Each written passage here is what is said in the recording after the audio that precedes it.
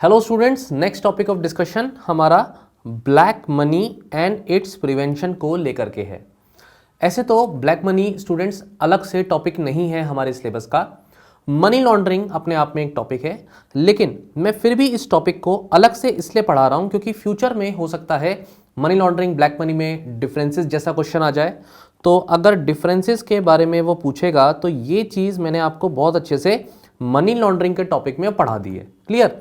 उसके साथ साथ दूसरे तरीके का क्वेश्चन हो सकता है जहां पर ब्लैक मनी जैसे शब्द को यूज किया जाए क्वेश्चन में, तो then you must know the basics about black money as well. इसकी जो बेसिक डेफिनेशन आपको है वो मैंने आपको पिछले लेक्चर में वैसे तो पढ़ा दी है। क्लियर? लेकिन फिर भी कुछ चीजें थोड़ा सा और डिटेल में ब्लैक मनी के बारे में देखेंगे। जैसे कि एक तो मैं आपको बताऊंगा कि ब्लैक मनी के जो सोर्सेज हैं जनरेशन के वो क्या हो सकते हैं। ये बात मैंने आपको ऑलरेडी बताई हुई है स्टूडेंट्स कि इसके जो सोर्सेज हैं वो एक तो लीगल सोर्स भी हो सकता है, दूसरा इलीगल सोर्सेज भी हो सकते हैं ब्लैक मनी को जनरेट करने के। तो ब्लैक मनी क्या है? काला धन ही तो है। ये काला धन वो है जिस पर्टिकुलर पैसे पर टैक्स सरकार को नहीं मिला है। Clear? Sources of black money, then again ये वही वाला पॉइंट है।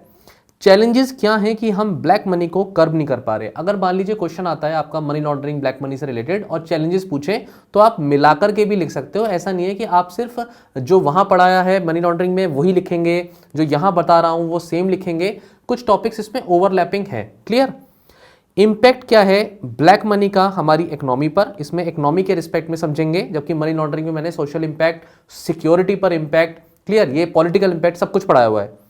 एक शब्द है जिसे हम कहते हैं पैरेलल इकोनॉमी। क्या है? तो पैरेलल इकोनॉमी जनरेट हो जाएगी अगर ब्लैक मनी बहुत ज़्यादा सर्कुलेशन में हो जाए तो सरकार की तरफ से अगर एक पर्टिकुलर तरीका है इकोनॉमिक्स अपनी कंट्री के इकोनॉमी को चलाने का, तो उसके पैरेलली ब्लैक मनी अगर चले तो ये पैरेलल इकोनॉमी की तरह हो जाएगी। राइट? तो इसको डिस्कस करेंगे।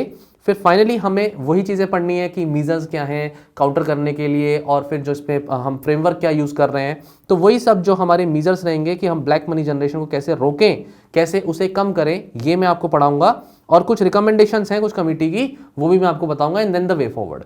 तो ये पूरा ओवरऑल टॉपिक रहेगा। इस टॉपिक में जनरल बातें ही हैं। कुछ टॉपिक, इस टॉपिक को अगर आप सुन रहे हैं अभी तो मैं एडवाइस करूंगा कि पहले आप मनी लॉन्ड्रिंग वाली वीडियो देख लीजिए। अगर वो वीडियो आपने अच्छे से देखी है तो उसके बाद आप ये टॉपिक सुनेंगे तो ज़्यादा अच्छे से समझ में आएगा, नहीं तो कुछ चीज़ें आप स्किप आउट कर जाएंगे। चलिए शुरू करते हैं अब टॉपिक को।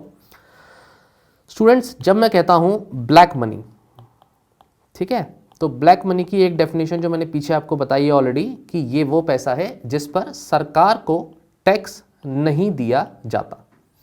इसे अलग अलग नाम से हम बुलाते हैं, जैसे कि इसे हम डर्टी मनी भी कहते हैं, इसको हम इलीगल मनी भी कहते हैं। ब्लैक मनी तो एक वर्ड है ही, काला धन जिसे हम कहते हैं। इसके साथ साथ इसको शैडो मनी भी बोला जाता है, शैडो मनी या shadow economy, shadow economy, economy, underground economy भी बोला जाता है। तो अंडरग्राउंड इकोनॉमी, अगर इनमें से किसी भी नाम पर अगर हम आए तो हम किसकी बात कर रहे हैं, किस टॉपिक की बात कर रहे हैं? ब्लैक मनी की बात कर रहे हैं। क्लियर? तो ब्लैक मनी इसीलिए इसको बोला जाता है क्योंकि सरकार को इस पर पैसे नहीं मिल रहे हैं, टैक्स नहीं मिल रहा है। एक इसका सोर्स होता है जो कि हो सकता है लीगल सोर्स हो जाए पैसे का, और फिर उस पर जो सरकार का टैक्स बनता था वो सरकार को नहीं मिले, तो ये क्या हो गया? ब्लैक मनी हो गया। लेकिन बहुत सी इलीगल सोर्सेज से भी पैसा कमाया जाता है, और उस पैसे पे तो डेफिनेटली आप सरकार को पैसा टैक्स क्या ही दोगे, क्योंकि वो काम तो सरकार वैसे ही अलाउ नहीं कर रही, उसे क्रिमिनलाइज कर रखा है सरकार ने। तो वो फिर सर्कुलेशन में इकोनॉमी में आएगा, तो वो भी ब्लैक मनी है। इसी चीज़ को हमने पढ़ा हुआ है कि जब इस पैसे को हम लॉन्ड्रिंग करें और इसको वाइट मनी में कन्वर्ट करें तो वो एक प्रोसेस है मनी लॉन्ड्रिंग का, जो मैंने पीछे आपको पिछली वीडियो में पढ़ा दिया है। तो ये आपका ब्लैक मनी जो है ये सरकार की नज़रों में नहीं होगा, और जब सरकार की नज़रों में ये पैसा नहीं होगा तो इसका मतलब क्या हो गया? ये अपने आप में एक पैरेलल इकोनॉमी है। राइट? अब स्टूडेंट्स हम समझते हैं कि क्या वो रीजंस हैं, व्हाट आर द रीजंस जिस वजह से सरकार को या पब्लिक अथॉरिटी को इस पैसे की भनक नहीं लगने देते लोग और इसको ब्लैक मनी बता देते हैं। तो पहला तो उनका कारण सिंपल है कि वो evasion of payment of taxes करना चाहते हैं। ये बहुत ही कॉमन सी बात है, एक तो ये कारण होगा। दूसरा रीजन उनका जो हो जाता है वो हो जाता है कि वो इवेजन ऑफ द पेमेंट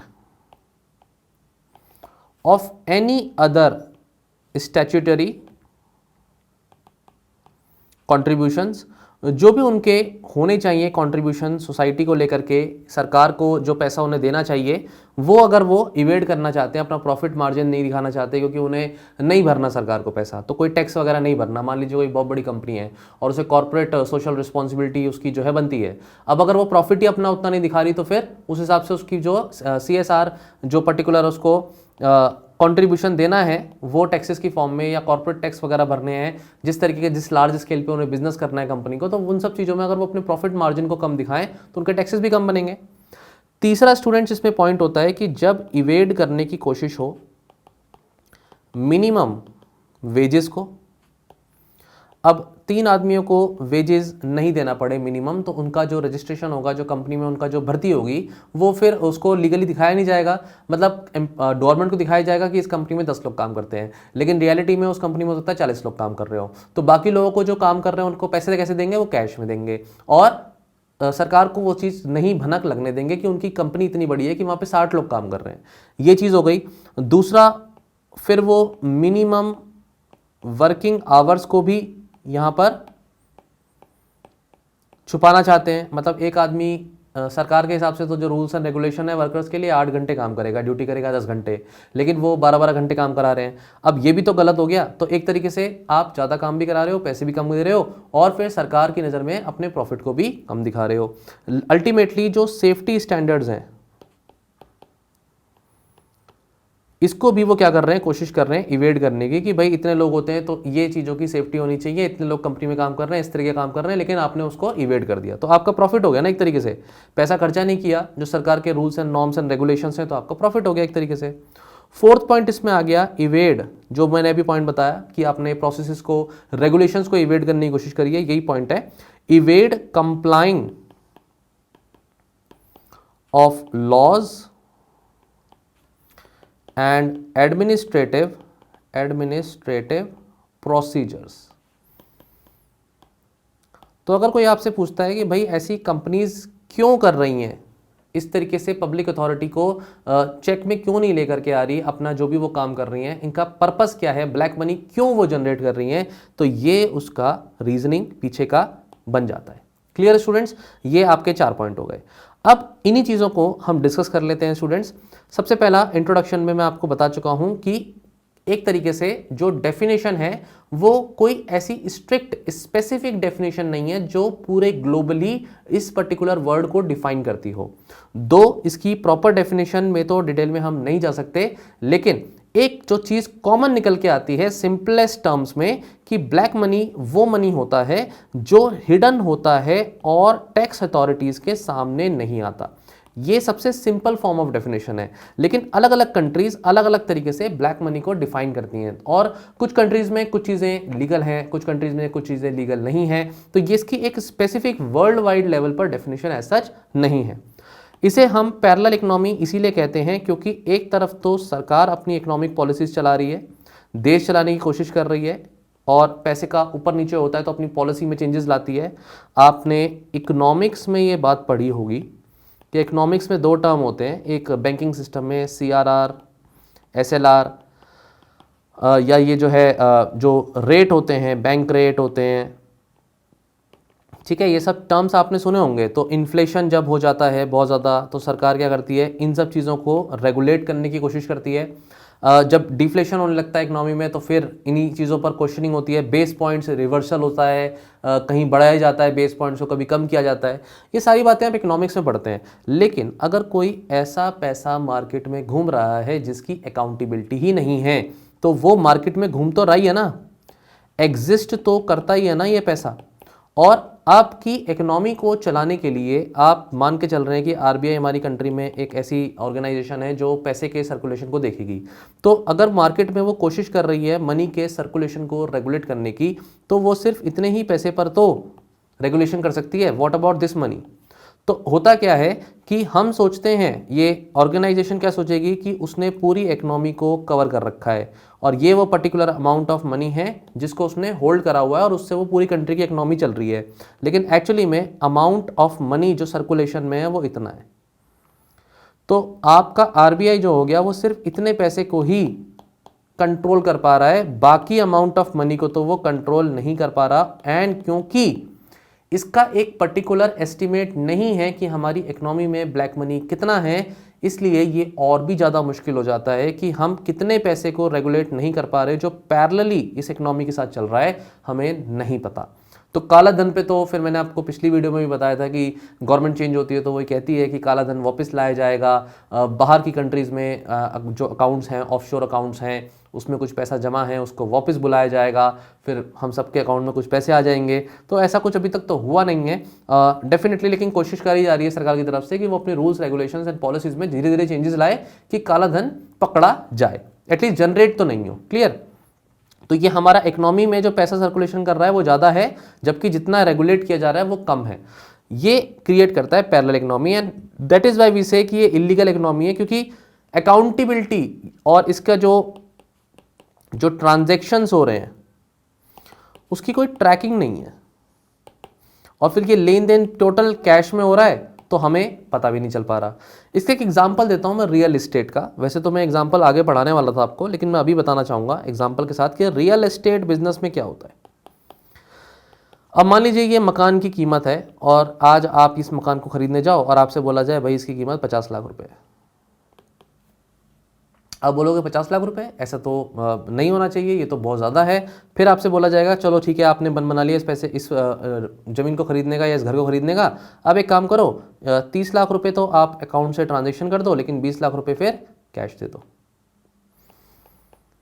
फिर आप अगर क्वेश्चन मार्क में आओगे कि मैं ऐसा क्यों करूं, तो फिर आपसे बोला जाएगा कि भाई अगर 30 लाख रुपए आप ट्रांजैक्शन में दिखाओगे ना, तो फिर सरकार को जो हम टैक्स देते हैं, कौन सा टैक्स है, स्टैंप ड्यूटी वगैरह टैक्सेस जो होते हैं, वो जो स्टैंप ड्यूटी के टैक्सेस हैं, मैं लिख देता हूं, स्टैंप ड्यूटी वगैरह के टैक्सेस, वो फिर आपको सरकार को जो बनते हैं वो 30 लाख पे बनेंगे, 20 लाख पे नहीं बनेंगे, क्योंकि ये ट्रांजेक्शन तो कैश में हो गई। और सबसे आसान, सबसे ईजी तरीका जो ब्लैक मनी को जो है होल्ड करके रखने का था, वो था ज़मीन खरीदना या फिर इस तरीके की हमारी रियल एस्टेट में जो है घर खरीद लेना। होता यह है कि एक्चुअली में अभी तक टोटल लैंड डिजिटाइजेशन नहीं हुआ है, land record system complete total 100% digitisation नहीं हुआ है। इसकी वजह से क्या होता है कि कुछ चीज़ें ऐसी हैं, जो शेल कंपनीज़ का मैंने एग्जाम्पल लिया था पिछली क्लास में, ये जो शेल कंपनीज़ वगैरह होती हैं, तो ये शेल कंपनीज़ की जो जगह है उसकी क्योंकि प्रॉपर रिकॉर्ड नहीं होते कभी कभी, अगर हमारी कंट्री में ही है तो इसकी वजह से भी ये पर्टिकुलर ब्लैक मनी या मनी लॉन्ड्रिंग की प्रॉब्लम सामने आती हैं। और ये शेल कंपनीज जो हैं जनरली ऑफशोर खोली जाती हैं। ऑफशोर खोलने का रीजन मैं पिछली वीडियो में आपको बता चुका हूं कि ऑफशोर का मतलब ये हुआ कि outside the country. Outside the country जब ये है तो वहां पर हमारे जो कंट्री के जो रूल्स एंड रेगुलेशंस हैं, दूसरी कंट्री के साथ जो डिप्लोमेटिक रिलेशंस हैं, अगर वो इतने स्ट्रांग नहीं हैं, तो कुछ कंट्रीज ऐसी होती हैं जो इन्फॉर्मेशन नहीं देती हमको और वो सीक्रेसी रखती हैं इन्फॉर्मेशन को लेकर के, ट्रांसपेरेंसी नहीं रखती। इस वजह से अलाउ करती हैं वो बहुत सी कंपनीज को कि वो आए हमारी कंट्री में, जो दूसरी कंट्री है, ए कंट्री नाम समझ लीजिए, उन कंट्रीज में जाकर के अपनी कंपनीज के हेड ऑफिस खोलें और वहां पर ऐसी शेल कंपनी, खोखलिया कंपनी जो बाहर से दिखती हैं पर अंदर में कुछ नहीं होता, कोई काम नहीं चल रहा होता और मनी लॉन्ड्रिंग की प्रॉब्लम जो है वो सबसे ज़्यादा देखी जाती है शेल कंपनीज की तरफ से। तो इन कंपनीज का होना वहां पर जो है ये क्लियरली बता देता है कि ये पैसे को बस इधर से उधर घुमाने का तरीका है, जबकि अंदर कंपनी में कुछ भी नहीं हो रहा। तो ये सारी बातें आपको इंट्रोडक्शन में समझ में आ रही है कि ब्लैक मनी जनरेट कैसे हो रहा है। एक सोर्स इसका मैंने लीगल सोर्स भी बताया था कि पिछली वीडियो में मैंने बताया था कि रेस्टोरेंट वाला जो केस था कि एक आदमी जो है 10 लाख रुपए कमाता है, मान लीजिए 10 दिन में, तो 30 लाख रुपए हो गए उसके एक महीने के, और फिर वो उसके ऊपर क्या करे, टैक्स नहीं दे, तो उससे भी जो पैसा जनरेट हो रहा है एट द एंड वो ब्लैक मनी ही है। लेकिन रेस्टोरेंट चलाना तो कोई क्राइम नहीं है, तो ये पैसा कैसा है, इसका सोर्स लीगल तरीके से ही कमाया गया है, बस पैसे पे टैक्स नहीं दिया गया इसलिए वो ब्लैक मनी है। ठीक है स्टूडेंट्स, अब स्टूडेंट्स क्या है, ये देखिए फोटोग्राफ्स हैं। कभी कभी आपने देखा होगा कि हमारी जो इनकम टैक्स डिपार्टमेंट वगैरह है वो जाती है, छापा मारती है, कभी पॉलिटिशियंस के यहाँ से, कभी बिजनेसमैन के यहाँ से इस तरीके से गद्दों में छुपे हुए नोट मिलते हैं, सोना मिल जाता है, कभी नई नई तरीके की जो दीवारों में छुपा छुपा के चीज़ें रखी होती है, कारपेट के नीचे, वॉशरूम्स में। So everything it happens, it exist. अगर आपको लगता है कि सर क्या पढ़ा रहे हो, ये होता है भाई, ये दिखता है, ये लोग करते हैं। और जनरली जो पर्टिकुलर फाइनेंशियल लिटरेसी रखते हैं, जो पैसे को समझते हैं कि लूप होल्स क्या हैं लॉज में जिससे वो पैसे को इवेड कर सकते हैं, जनरली वो लोग ज़्यादा इसमें इन्वॉल्व होते हैं। अल्टीमेटली अगर देखा जाए तो जो सोर्सेज हैं ब्लैक मनी के, सोर्सेज ऑफ ब्लैक मनी, उनको हम 3 कैटेगरी में डिवाइड कर सकते हैं। पहली कैटेगरी है इसमें क्राइम की, जो क्रिमिनल एक्टिविटी से पैसा आ रहा है, इलीगल एक्टिविटी से, तो वो मैं आपको मनी लॉन्ड्रिंग में ही बता चुका हूं। दूसरा इसमें जो एग्जांपल आता है वो आता है करप्शन का, मतलब ब्लैक मनी कैसे जनरेट हुआ, क्योंकि भाई कहीं ना कहीं जो है ब्राइबरी हुई है। अब ये ब्राइबरी जैसी चीज़ें कहाँ आएंगी भाई, गवर्नमेंट ऑफिशियल्स के साथ आएंगी, जहाँ पर वो आउटसाइड जो है पैसे लेंगे किसी ना किसी तरीके से अपने काम को कराने के लिए, और वो बिजनेसमैन से ले सकते हैं, पॉलिटिशियन से ले सकते हैं, किसी भी तरीके से। तो करप्शन एक रीज़न हो सकता है, एक सोर्स हो सकता है ब्लैक मनी का। और तीसरा होता है बिजनेसमैन, बिजनेस। तो बिजनेसमैन क्या काम करेगा भाई, वो अपनी जो है प्रॉफिट को कम दिखाएगा और टैक्स सरकार को नहीं देगा। तो एक 3 ही मेजर सोर्सेज हैं जिसमें हम कैटेगराइजेशन कर सकते हैं sources of the black money को। क्लियर? ये देखिए इसमें इलेजिटिमेट सोर्सेज से आने वाला पैसा ब्लैक मनी है, तो उसमें कौन कौन से इलेजिटिमेट सोर्सेज हैं? आर्म्स की trading, smuggling, gambling, human trafficking, prostitution का बिजनेस। इस तरीके से लोग जो है कैसीनो वगैरह में जो है पैसे को जो कमाते हैं वो भी ब्लैक मनी हो जाता है। फिर उस पर जहाँ पर पहली बात तो कैसीनो बैन है, लीगली नहीं है, क्योंकि वो मनी लॉन्ड्रिंग का एक बहुत बड़ा जरिया बन जाता है। लेकिन बहुत जगह कैसीनो जहाँ पर लीगल भी है, वहाँ पर भी अगर वो फिर उस पर टैक्स नहीं देते और फिर वो इसको जो है पैसे को छुपा लें, तो वो डेफिनेटली क्या हो गया, एक ब्लैक मनी का सोर्स हो गया। ह्यूमन ट्रैफिकिंग में तो बहुत डाटा है, ये पुराना डाटा है नेशनल क्राइम रिकॉर्ड ब्यूरो का, जहां ये बोला जाता है कि भाई जो trafficking of the minor child and girls women जो है वो कम से कम नहीं तो 75% ऑफ द ह्यूमन ट्रैफिकिंग है। तो this is a very very serious thing, और ये पुराना डाटा है, 2015 का ये डाटा है, तो 16-17 में ये रिपोर्ट आई थी। लेकिन इस तरीके की डाटा रिपोर्ट्स आपको ऑलरेडी आप दूसरे सब्जेक्ट्स में पढ़ते ही हैं। वेरी इंपॉर्टेंट टू अंडरस्टैंड, ये आर्म्स की कभी कभी क्या होता है कि हमें मिल जाती है कि इस न्यूज़ इस तरीके की अखबारों में आती है कि ये आर्म्स पकड़े गए हैं, लोग पकड़े गए हैं, बॉर्डर पर इन्फिल्ट्रेशन करते हुए पकड़े गए हैं। So you know that illegitimate sources कौन कौन से हैं। तो ये क्राइम कैटेगरी के अंदर आ गए। पीछे मैंने करप्शन वाली कैटेगरी ऑलरेडी पढ़ा दी है, ठीक है। और बिजनेस वाली कैटेगरी तो मैं शुरू से पढ़ा ही रहा हूँ कि बिजनेस में कैसे लूप होल्स को, लॉस को ढूंढ करके हम टैक्स को यहाँ पर इवेड कर सकते हैं। नेक्स्ट स्टूडेंट्स एक पॉइंट है जो मैं बताना चाहता हूं, वो है white paper on black money. ये बेसिकली जो रिपोर्ट है ब्लैक मनी के ऊपर, ये टेबल की जाती है इन पार्लियामेंट, और ये 2012 में इस तरीके की रिपोर्ट सामने पार्लियामेंट के पेश की जाती है। इस पर्टिकुलर रिपोर्ट में एक्चुअली में जो की बातें हैं, जो सोचने वाली बातें हैं, वो ये हैं कि सबसे पहले तो इसमें ये बोला गया कि it does not provide, clearly आप एग्जाम में लिख करके आइए, it does not provide an estimate of the amount of black money, of the amount of black money currently prevalent in our economy, currently in our economy, हमारी economy में कितना black money circulation में है। ये particular report, ये particular जो black money को लेकर के वाइट पेपर जिसे बोलते हैं, हम पार्लियामेंट में बता ही नहीं पाया कि कितना ब्लैक मनी सर्कुलेशन में है। मतलब हमें जानकारी ही नहीं है कि कितना मनी हो सकता है। कितनी इंपॉर्टेंट बात है, कितना सीरियस थिंग है ये। दूसरा ये बताती है रिपोर्ट, ये पर्टिकुलर जो पेपर है जिसे वाइट पेपर के नाम से जाना जाता है, ये बताती है कि क्या क्या सोर्सेज हो सकते हैं जनरेशन ऑफ ब्लैक मनी के, जो कि हमने ऑलरेडी पीछे डिस्कस कर लिए हैं। इसके साथ साथ ये भी बताती है रिपोर्ट कि जो आपके इंडियन एसेट्स हैं वो अब्रॉड हेल्ड होते हैं, एंड इसमें जो एक नाम निकल के आता है पर्टिकुलरली स्विस बैंक, तो हम बोलते हैं ना स्विट्ज़रलैंड में बहुत पैसा छुपा रखा है, तो स्विस बैंक में अब्रॉड में बहुत सारे ऐसे अकाउंट्स हैं, ऐसे अकाउंट होल्डर्स हैं जिन्होंने बहुत सारे पैसे को वहाँ पर छुपा करके रखा हुआ है। जबकि वैसे तो 2017 में अब इंडियन गवर्नमेंट ने स्विस गवर्नमेंट के साथ ये पर्टिकुलर डिस्कशन कर लिया है कि एग्रीमेंट कर लिया है कि वो अब इंफॉर्मेशन को पास ऑन करेंगे। तो यहाँ हम वैसे तो सक्सेसफुल रहे हैं, लेकिन आज की बात नहीं कर रहा मैं, ब्लैक मनी के जब जनरेशन की बात कर रहा हूँ तो I am talking about 19s, I am talking about early 2000। Clear है स्टूडेंट्स? एक चीज और ये व्हाइट पेपर हमें बताती है, व्हाइट पेपर का ये जो पॉइंट है कि क्या गवर्नमेंट का फ्रेमवर्क होना चाहिए, framework of government,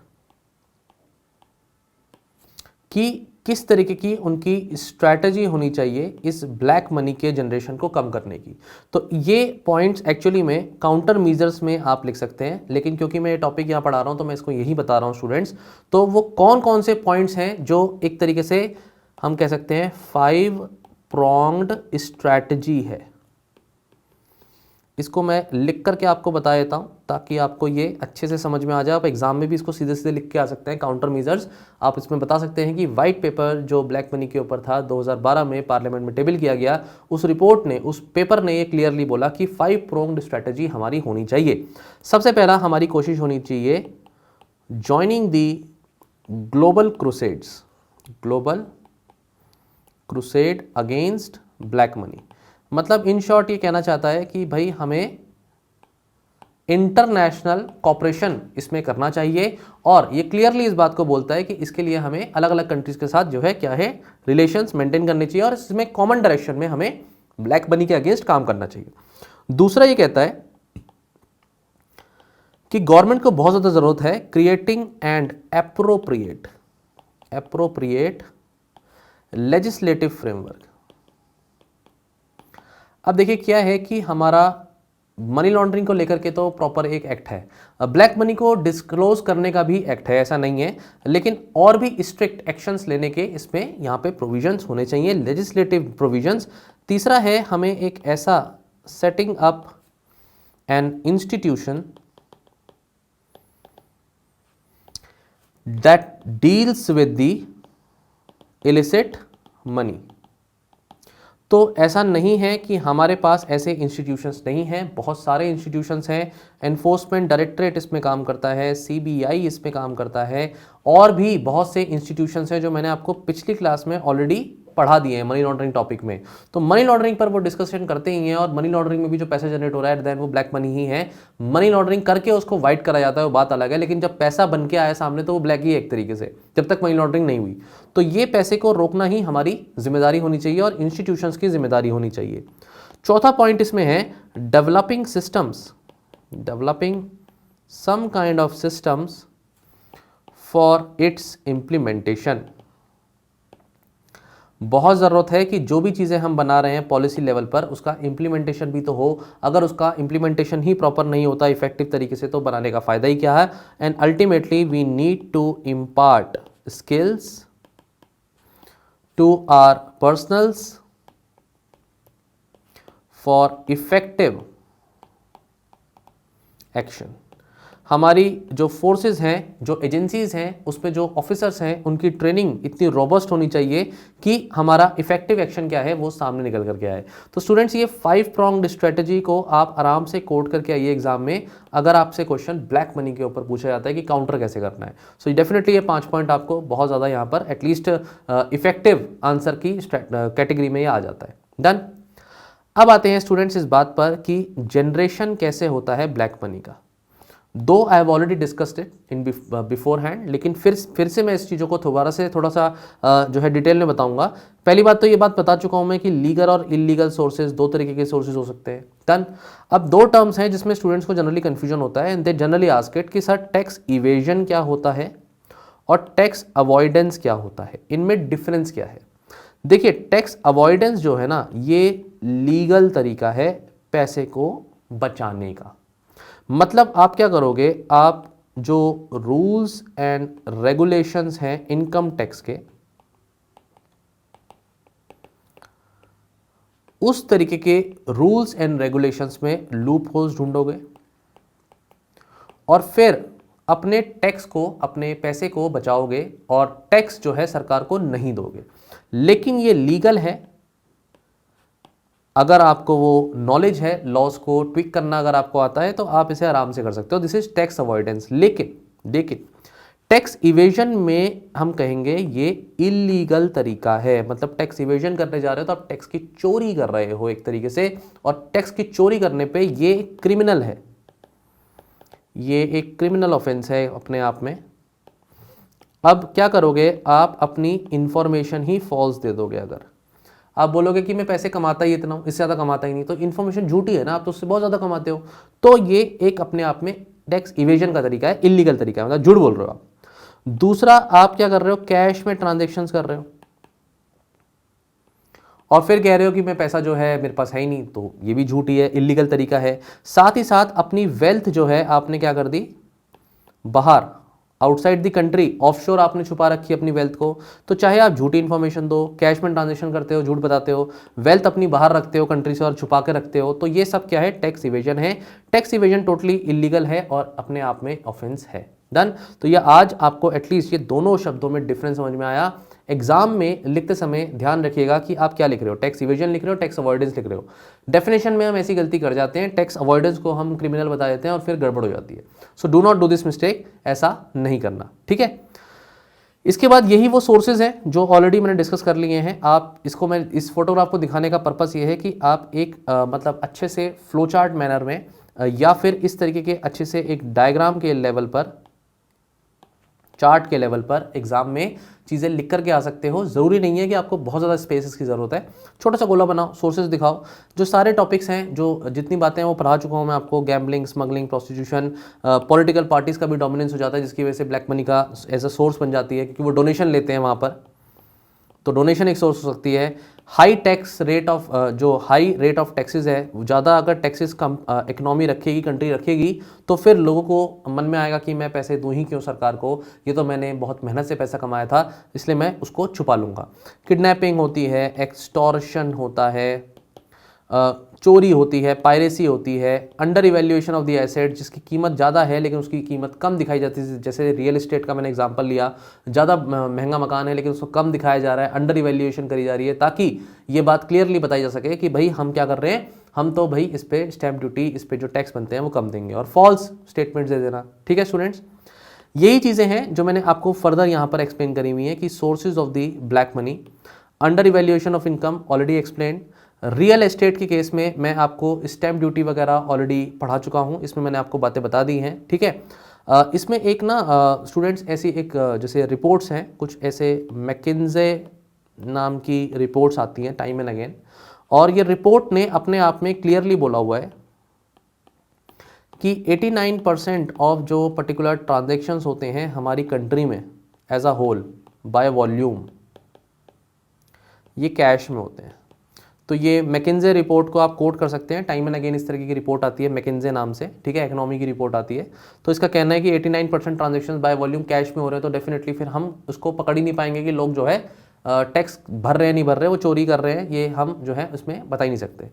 shell companies का एग्जांपल मैंने दे दिया है ऑलरेडी कि जब शेल कंपनीज़ होंगी, तो अगर एक इस तरीके की शेल कंपनी है, इसको मैं ऊपर की तरफ लिख के बता देता हूँ, यहाँ पर अच्छा रहेगा। ये पर्टिकुलर शेल कंपनी है, इस शेल कंपनी से हमने बोला कि बहुत भयंकर भारी प्रोडक्ट्स बन रहे हैं और ये प्रोडक्ट से क्या आ रहा है, मनी जनरेट हो रहा है। अब ये कंपनी ही खोखली है, तो जब ये कंपनी खोखली है तो वो क्या ही प्रोडक्ट बना रही होगी, ये तो झूठ हो गया। और हम क्या कर रहे हैं, इलीगल तरीके से जो पैसा हमने कमाया है उसको हम क्या कर रहे हैं, इस कंपनी से आता हुआ दिखा रहे हैं। तो ये क्या हुआ, अपने आप में ये मनी लॉन्ड्रिंग का एक प्रोसेस हुआ जो पिछली वीडियो में हमने डिस्कस किया है। लेकिन मान लीजिए कि ये कंपनी शेल नहीं है और ये प्रॉपर कंपनी है, तब भी हम क्या कर सकते हैं, तब भी हम पैसे की चोरी कर सकते हैं। उसमें हम क्या कर सकते हैं, अंडर इनवॉइसिंग या ओवर इनवॉइसिंग, अंडर इनवॉइसिंग या ओवर इनवॉइसिंग कर सकते हैं, जहां पर हमारी कंपनी जो है वो क्या बना रही है, 1000 प्रोडक्ट्स बना करके सेल कर रही है, पैसा कमा रही है, लेकिन हम सरकार को बोल रहे हैं कि नहीं नहीं, हमारे तो सिर्फ 100 ही प्रोडक्ट बनते हैं और उससे जो सेल करके पैसा बचता है उसमें तो कंपनी का खर्चा ही निकलता है, प्रॉफिट ही नहीं है कोई। क्लियर, कंपनीज ऐसा करती हैं जबकि वो रियलिटी पीछे की कुछ और ही होती है। ये सारी बातें आपको समझ में आ गई students. Then non governmental organisations, देखिए क्या है कि एनजीओ जो होते हैं ना, इतने सारे एनजीओ क्यों खुले हुए हैं?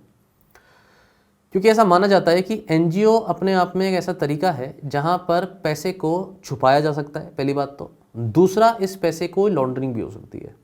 तो ये चीज़ सामने आती है जब सरकार अपनी जो है, ये सीबीआई अपनी जो है रिपोर्ट सबमिट करती है और सुप्रीम कोर्ट को बताती है कि सिर्फ और सिर्फ 10% ही एनजीओ ऐसे हैं जो अपनी फाइनेंशियल डिटेल्स को डिस्क्लोज करते हैं गवर्नमेंट के साथ, अपनी एनुअल रिटर्न्स भरते हैं या एनुअल जो उनकी फाइलिंग्स होती हैं वो करते हैं।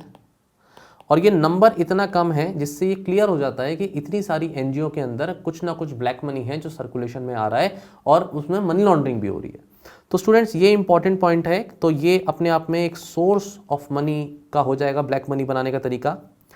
टैक्स हेवन कंट्रीज के बारे में मैंने आपको पिछली वीडियो में ही बताया है कि वो कंट्रीज जो अलाउ करती हैं कि भाई कोई कंपनी आए उनकी कंट्री में, जैसे कि केमन आइलैंड्स है, जैसे कि मॉरिशस है, स्विट्जरलैंड है, सिंगापुर, हांगकांग है। ये पर्टिकुलर मैं सबके नाम मतलब कहीं ना किसी तरीके के लूप होल्स हैं लॉज में और रूल्स में। पर्टिकुलरली केमन आइलैंड्स और मॉरिशस तो इसमें फेमस है। तो केमन आइलैंड्स के रिस्पेक्ट में अगर मैं बोलूँ तो अगर वो अलाउ करे कंपनी को कि वो उसकी कंट्री में आए, और फिर कॉरपोरेट टैक्सेस यहाँ पर बहुत ज़्यादा कम होते हैं, तो कंपनीज को क्या होता है कि एक अट्रैक्शन मिल जाता है कि कॉर्पोरेट टैक्स इतना कम है तो हमें वहाँ जाना चाहिए। और दूसरा, ये इंफॉर्मेशन भी क्या करती है, दूसरी कंट्रीज के साथ शेयर नहीं करती, तो यहाँ पर ये ट्रांसपेरेंसी भी नहीं रखती, सीक्रेसी रखती है, जिसकी वजह से हम ये कहते हैं कि ये जो कंपनीज होती हैं, ये जो पर्टिकुलर कंट्रीज होती हैं, इन कंपनीज को अट्रैक्ट करती हैं और कंपनीज भी टैक्सेस बचाने के लिए उधर चली जाती हैं। तो ये क्या है, अपने आप में टैक्स हेवन कंट्रीज हैं।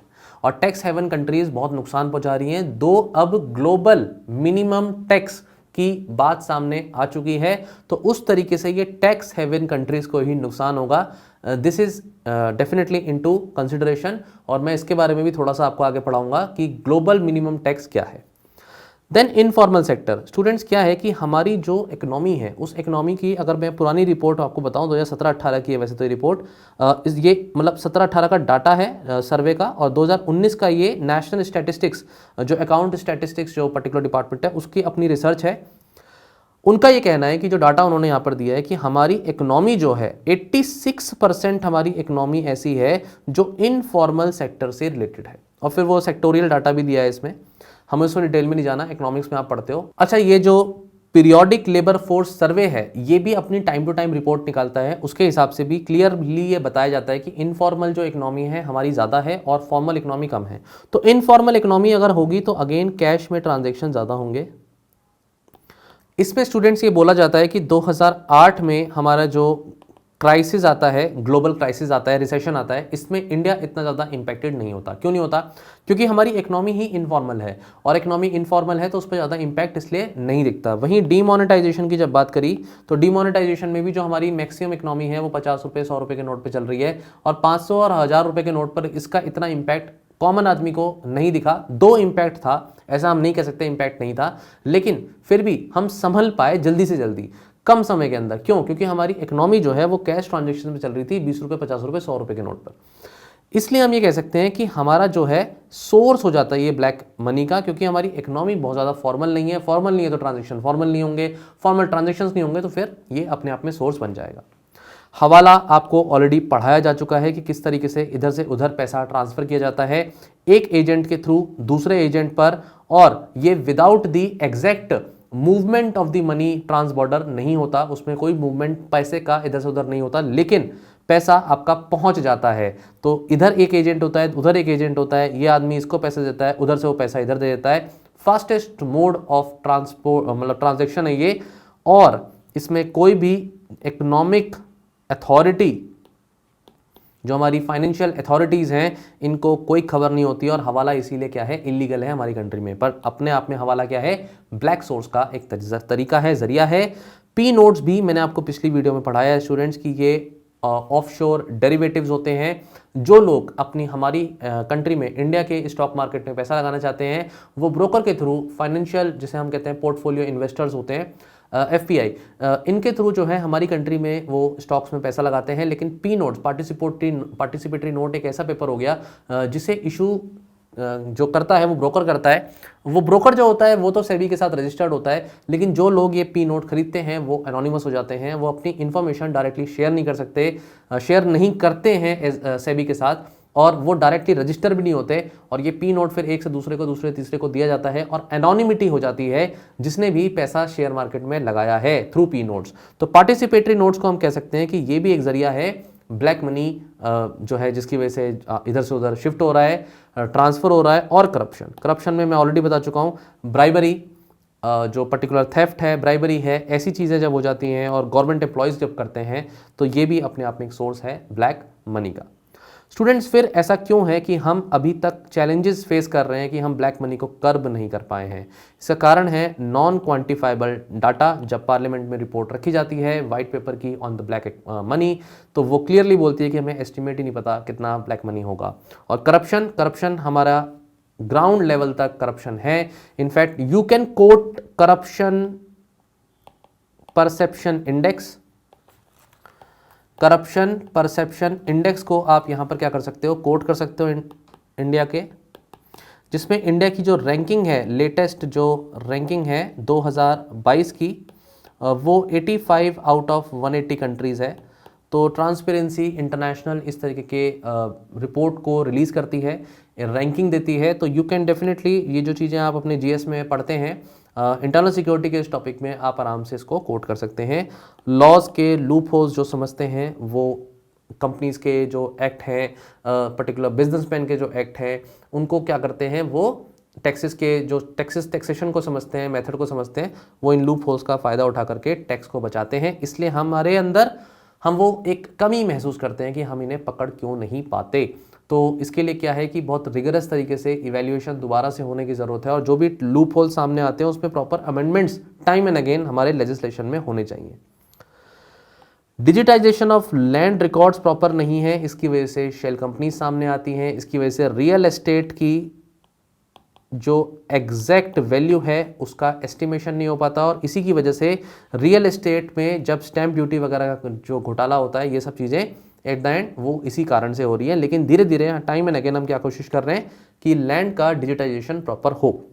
कैश बेस्ड ट्रांजेक्शंस हैं इनफॉर्मल इकोनॉमी के होने की वजह से, I have already explain you that.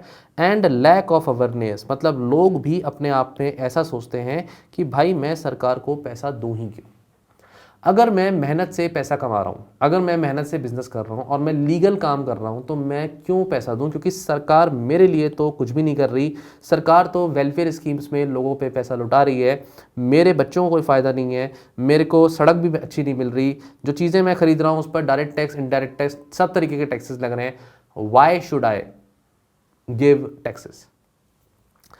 ये बात लेकिन समझने की ज़रूरत है इन लोगों को कि अगर हमारी जो इकनॉमी है उसमें जो ये बैलेंस है, अगर इसको नहीं बना के रखा, इंक्लूसिव ग्रोथ का कॉन्सेप्ट नहीं हुआ, और ये इम्बैलेंस क्रिएट हो जाए कि रिच और रिच होता चला जाए और पुअर होता चला जाए, और ये गैप बढ़ता चला जाए, तो देखिए एक स्टेज ऐसी आएगी जहां एक पूरी इकनॉमी में कैओस मच जाएगा और एक सिविल वॉर जैसी सिचुएशन अराइज हो जाएगी।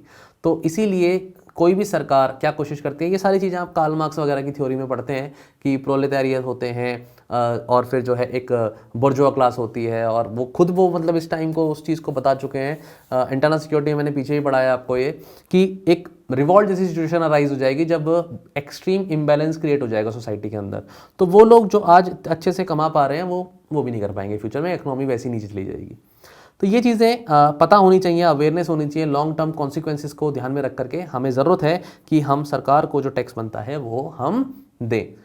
अब लोग क्या है ना, टैक्स तो वैसे भी भरते नहीं, और टैक्स जब भरते नहीं और बचाते हैं तो वो उसमें खुशी और जाहिर करते हैं कि देखो हमने कितना टैक्स बचाया, लेकिन ये खुशी की बात नहीं है।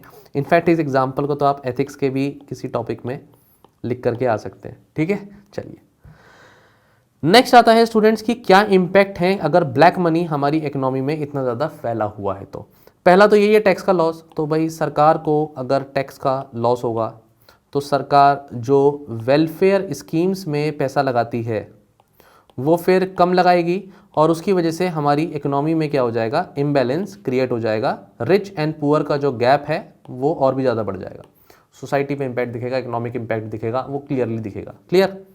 दूसरा है इन्फ्लेशन, मतलब आपकी इकोनॉमी में मनी बढ़ता ही जा रहा है और जब बढ़ता जाएगा पैसा सिस्टम के अंदर, और जबकि सिस्टम को रेगुलेट कर रही है जो अथॉरिटी, वो बोलेगी कि हम तो कितनी भी कोशिश कर रहे हैं इन्फ्लेशन को कम करने की, लेकिन वो कम ही नहीं हो रहा, तो डिमांड बढ़ेगी ना, ये बेसिक इकोनॉमिक्स। और डिमांड बढ़ेगी तो चीज़ों की कीमतें बढ़ेंगी, प्राइजेस बढ़ेंगे, और फिर आपको समझ में ही नहीं आएगा कि ये प्राइजेस क्यों बढ़ रहे हैं, क्योंकि आपकी इकोनॉमी में हो सकता है कि ब्लैक मनी का सर्कुलेशन हो। And it will definitely reduce the effect of the monetary measures, और उस पर अगर आरबीआई या हमारी कोई एजेंसी ऐसा कोई डिसीजन लेती है कि चलो इस इन्फ्लेशन को बीट करते हैं, तो फिर इम्पैक्ट क्या है, उसका इफेक्ट क्या है, होगा ही नहीं, करते रहो चेंजेस। ठीक है, ये डायरेक्ट इम्पैक्ट ब्लैक इकोनॉमी के, ब्लैक मनी के हमारे इकोनॉमी पर दिखते हैं। नेशनल सिक्योरिटी पर मैं क्लियरली बता चुका हूं कि उस पैसे का हो सकता है कि टेररिज्म में, ये मनी लॉन्ड्रिंग में मैंने आपको बताया था, टेररिज्म में इस्तेमाल हो रहा हो पैसा, वो ब्लैक मनी एक्चुअली में हो सकता है कि इन्फिल्ट्रेशन कर रहा हो, कुछ ऐसे नॉन स्टेट एक्टर्स हों जिनको पैसा जा रहा हो, सोसाइटी में टर्मोइल क्रिएट करने की कोशिश हो रही हो, पॉलिटिकल पार्टी, जो पॉलिटिकल पार्टी पावर में नहीं है वो पावर में आने के लिए लोगों को भड़काए, उनको पैसा दे। पत्थरबाजी का एक बहुत अच्छा एग्जांपल है कि जब हम बोलते हैं कि पत्थरबाजी हो रही है तो उसमें लोगों को ये भी कहीं ना कहीं बताया गया है कि कुछ पैसे दिए जाते हैं जिसकी वजह से वो पत्थर फेंकते हैं। तो ये सब चीज़ें हमारी नेशनल सिक्योरिटी पे भी आ जाती हैं। और रेट जो है रियल एस्टेट के बढ़ जाना, ये बात वैसे मैंने ऑलरेडी एक्सप्लेन कर दिया आपको कि किस तरीके से घरों के कीमतें बढ़ती चली जाती हैं जबकि एग्जैक्टली उनका प्राइस उतना नहीं होता। एंड ये चीज़ तभी होगी जब सर्कुलेशन ब्लैक मनी का है कि लोगों के हाथ में कैश पड़ा हुआ है, छुपा करके पैसा रखा हुआ है और वो उसे जाकर रियल एस्टेट खरीद लेते हैं और कैश ट्रांजैक्शन कर लेते हैं। डिसइंसेंटिवाइज इन्वेस्टमेंट, देखिए क्या होता है कि अगर वो इकोनॉमी बहुत ज़्यादा वॉलेटाइल है तो उस केस में क्या होगा स्टूडेंट्स कि इन्वेस्टर्स जो होंगे वो अपना पैसा इन्वेस्ट नहीं करना चाहेंगे। उन्हें लगेगा कि वो अपना पैसा क्यों इन्वेस्ट करें। इन्वेस्टर्स वहीं आते हैं जहां पर स्टेबिलिटी उन्हें दिखती है। स्टेबिलिटी होगी तो इन्वेस्टर्स अपना पैसा लगाएंगे। अगर इन्फ्लेशन होते चले जा रहा है, ब्लैक इकोनॉमी का सर्कुलेशन है, आरबीआई अपनी तरफ से कोशिश करती रहे और मॉनिटर वो नहीं कर पा रही है पैसे को मार्केट के अंदर, या फिर उसको कंट्रोल नहीं कर पा रही, तो इन्वेस्टर्स बोलेंगे भैया बड़ा वॉलेटाइल मार्केट है, कभी भी ऊपर नीचे होता है, अपना पैसा खींच लो। स्टेबिलिटी बहुत ज़रूरी है। इसकी वजह से डिसइंसेंटिवाइज, उनको इंसेंटिव ही नहीं मिलेगा कि वो अपना पैसा इसमें लगाएं। इनइक्वालिटी बढ़ जाएगी, पॉवर्टी बढ़ जाएगी। अब यहां पर ये पॉइंट लिखते हुए आप ग्लोबल मल्टी डायमेंशनल पॉवर्टी का एग्जाम्पल दे सकते हैं। डायमेंशनल पॉवर्टी का एग्जाम्पल दीजिए कि ये इंडेक्स है और इस इंडेक्स में 2022 का जो डाटा है वो ये कहता है कि 22.8 करोड़ पुअर पीपल हैं हमारी कंट्री के अंदर, और इंडिया इसमें लार्जेस्ट नंबर पे आता है नंबर ऑफ पीपल के हिसाब से। इनफैक्ट इंडिया की रैंक अगर 2021 के हिसाब से देखें तो ये करीबन 66, इंडिया 66 रैंक पे आता है 107 कंट्रीज के कंपैरिजन में। तो this is very very shameful for us कि हम जो है इसमें मेहनत नहीं कर रहे हैं, इसमें वर्क नहीं कर रहे हैं तो उतना इफेक्टिव नहीं है। इनफैक्ट कोविड-19 की वजह से तो फिर ये भी है कि पॉवर्टी और बढ़ गई है। ये बातें आपको जो मैं यहाँ बता रहा हूँ ये आप अपना इंडियन सोसाइटी में भी ये बातें लिखते हैं, ये अपने एसे में भी इस तरीके के रैंक्स को, इंडिया की रैंक को, इंटरनेशनल रिपोर्ट्स को आप कोट करते हैं।